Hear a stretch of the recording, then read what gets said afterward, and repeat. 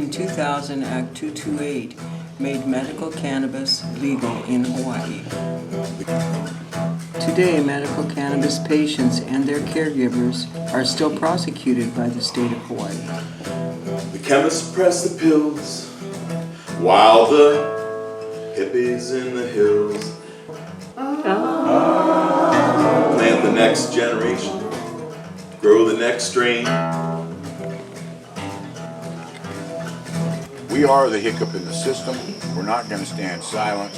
We're going to fix this, and we're going to do whatever it takes to make these guys stop picking on medical cannabis users. We've got those hippies in the hills and them doctors scripting pills down in the valley below. Grab your horse and you're a vaporizer. Come on, let's go.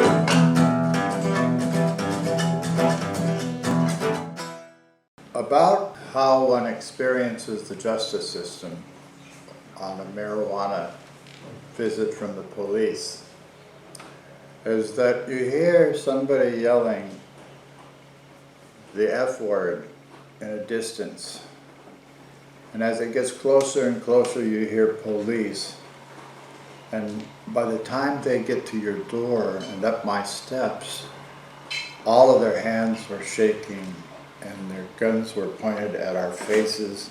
And even the women who were holding the children had the guns in our faces.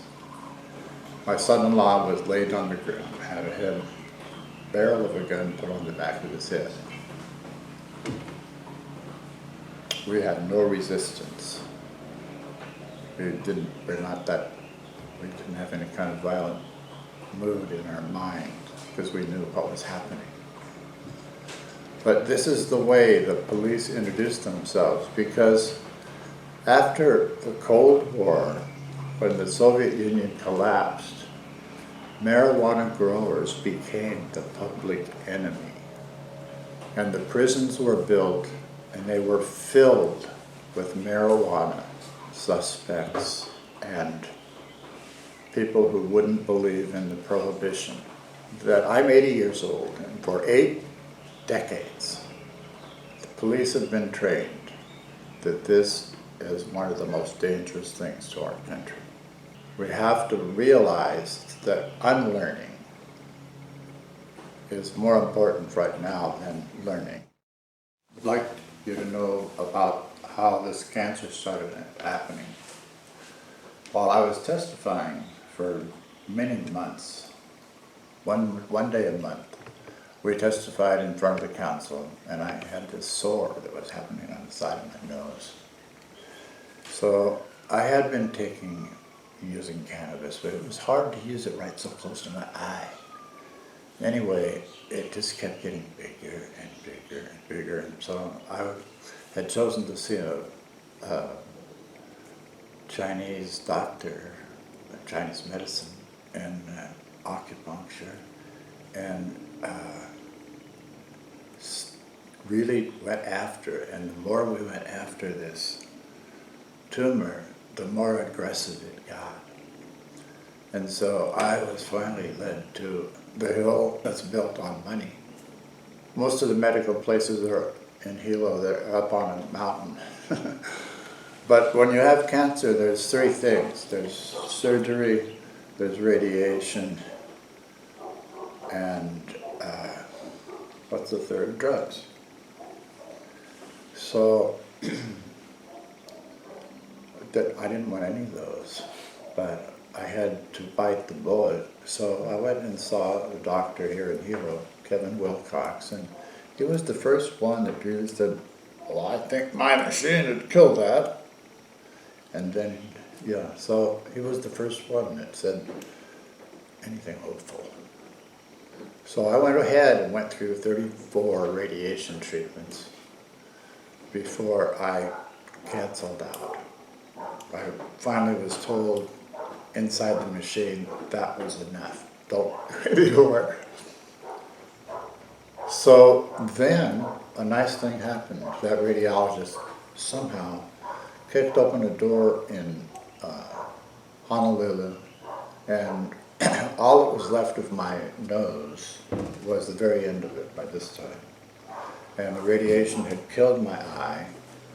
So I went over there and they redesigned my face. And really, that was a tough operation to get over. But anyway, again, with a lot of tincture and a lot of smoke, I'm still here.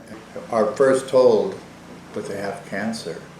It's like a death bell sound, right? And so all of a sudden, people get frightened, and they really, there's many different cures. After you have cancer, you'll know. So many of your friends will come up and say, don't you know this, and don't you know that. And, you know, there's so many different things that could possibly heal you.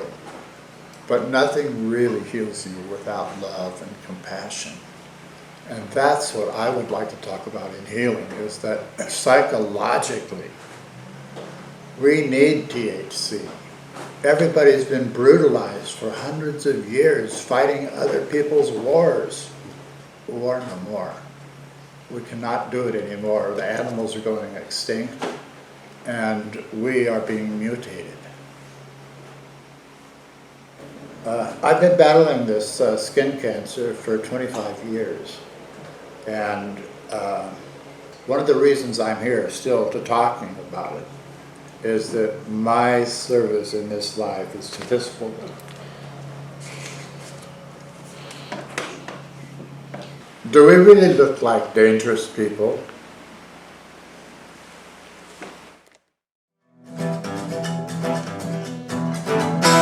Well, I might admit, I vaporize a bit of cannabis.